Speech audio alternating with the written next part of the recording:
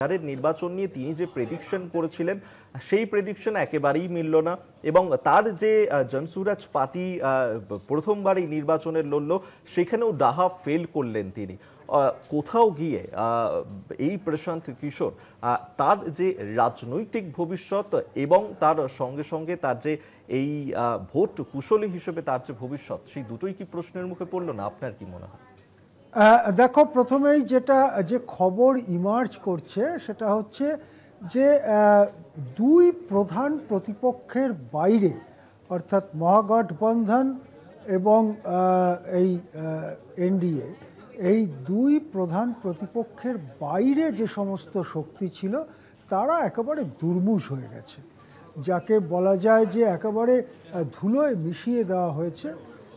সুতরাং তার মধ্যে একটি শক্তি ছিল জনসুরাজ পার্টি। সেই জনসুরাজ পার্টিরও শেষ পর্যন্ত ভোট প্রাপ্তি 2-3% বেশি হবে বলে মনে হচ্ছে না। কোনো আসন পাওয়ার কোনো সম্ভাবনা এখনো পর্যন্ত উজ্জ্বল হয়ে ওঠেনি। সেদিক থেকে বলা যেতে পারে শূন্য হাতেই ফিরতে হচ্ছে প্রশান্ত কিশোরকে। তিনি একেবারে শেষ দিকেও বলেছিলেন যে 10 থেকে 150-এর মধ্যে আসন পাবো, তার মানে তিনি ন্যূনতম 10টি পাবেন এরকম একটি আশা তার ছিল। কিন্তু বিহারবাসী প্রশান্ত কিশোরকে একেবারে ফিরিয়ে দিয়েছেন, শূন্য হাতে তিনি ফিরে যাচ্ছেন।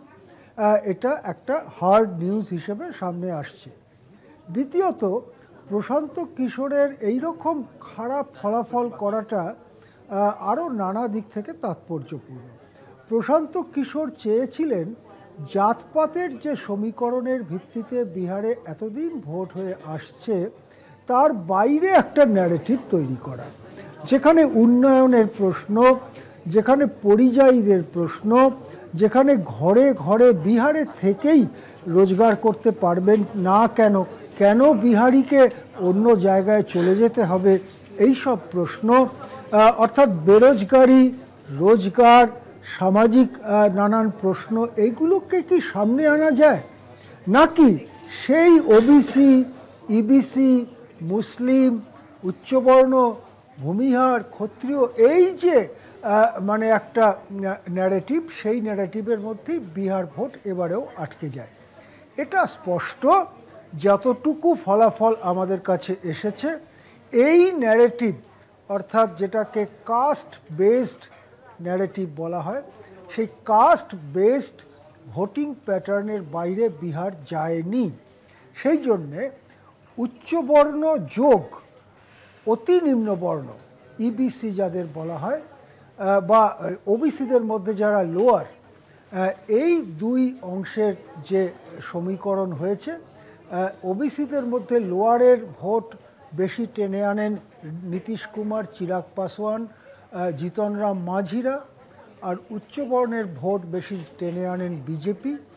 এই যে সমীকরণ, অঙ্কের হিসেবেও বিহারের জনসমাজে এদের সংখ্যাটা MY জোট, অর্থাৎ মুসলিম প্লাস যাদব জোট, যেটা উপরে নির্ভর করে আরজেডি এবং কংগ্রেসের যে জোট, তাদের সমর্থন, অঙ্কের বিচারেও ওই MY থেকে এইটা বেশি, মানে অ্যালায়েন্স অফ এক্সট্রিমস, উচ্চবর্ণর সাথে অতি দলিত, সেই অতি দলিত প্লাস উচ্চবর্ণ সংখ্যার বিচারে বেশি। সুতরাং তারা জিতেছেন। এবং এই যে এক্সট্রিম পোলারাইজেশন হয়েছে, যে একদিকে প্রায় সমস্ত উচ্চবর্ণ এবং ইবিসিরা, অতি দলিতরা, অন্যদিকে মুসলিম এবং যাদবরা, এই দুই প্রবল শক্তির ভয়ঙ্কর সংঘর্ষে তৃতীয় শক্তি যারা ছিল, যেমন আরেকটি শক্তির নাম অবশ্যই করা যায়, মিম যাদের বলা হয়, মানে AIMIM পার্টিটার নাম, আসাউদ্দিন ওয়েসির দল, তারাও মার্জিনালাইজড হয়ে গেছে। এবং দেখা গেছে যে কতগুলো জায়গা যেখানে মুসলিম ভোটকে নির্ণায়ক বা নিয়ন্ত্রক বলে ধরা হয়, এমন কতগুলো জায়গা, কতগুলো কেন্দ্র, সেখানেও এনডিএর ফলাফল ভালো হয়েছে। সুতরাং সেটা চুলচেরা আরও বিচার করে দেখতে হবে, কিন্তু এটা বলা যায় প্রশান্ত কিশোর যে নয়া ন্যারেটিভ তৈরি করতে চেয়েছিলেন বিহারে, তা তিনি পারেননি। আসলে এখানে এই একটা বিষয়ে আপনার কাছে জানতে চাইবো, এই যে নয়া ন্যারেটিভ তিনি তৈরি করতে পারেননি আপনি বলছেন, কিন্তু এক সময় এই প্রশান্ত কিশোরই তো অন্যান্য রাজনৈতিক দল তাদেরকে এই ন্যারেটিভ তৈরি করেই তো তাদেরকে ভোট বৈতরণী পার করিয়েছিলেন, এবং সেক্ষেত্রে নিজেই কিনা ডাহা ফেল করলেন, নিজেরটাই পারলেন না। দেখো, এটাই একটা খুব বড় শিক্ষা এই ভোট কুশলীদের ব্যাপারে। মানুষ নিশ্চয়ই বুঝতে পারবে মমতা বন্দ্যোপাধ্যায়কে পরামর্শ দিচ্ছেন প্রশান্ত কিশোর, এবং হাবভাবখানা এমন যে প্রশান্ত কিশোরের বুদ্ধি বলে মমতা বন্দ্যোপাধ্যায় জিতে গেলেন।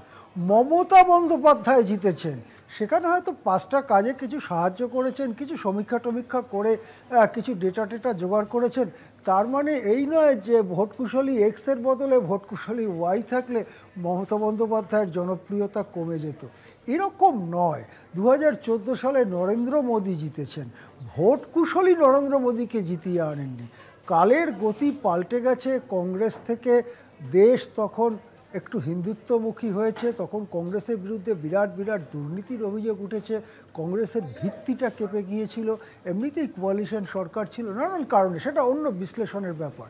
কিন্তু ভোট কুশলীরা ভোটে জেতান না, ভোটে জেতান মমতা বন্দ্যোপাধ্যায়ের মতো জনপ্রিয় নেতা নেত্রীরা, নরেন্দ্র মোদীর মতো নেতা নেত্রীরা। এই যে জিনিসটা, সেই জিনিসটা প্রশান্ত কিশোরের এরকম মেজারেবল ফলাফলের পরে নিশ্চয়ই ভারতীয় জনতা আরেকবার স্পষ্ট করে বুঝতে পারবে। অভিক, বেশ, আপাতত ধন্যবাদ জানাবো আশিসদা আপনাকে। এতক্ষণ সরাসরি নিউজ রুম থেকে আমাদের সঙ্গে ছিলেন আমাদের পলিটিক্যাল এডিটর আশিস চট্টোপাধ্যায়। অবশ্যই আমরা আলোচনাতে তো ফিরবো বিহারের রায় নিয়ে, তবে এখন সময় একটা ছোট্ট বিরতির পর ফিরছি, সঙ্গে থাকুন।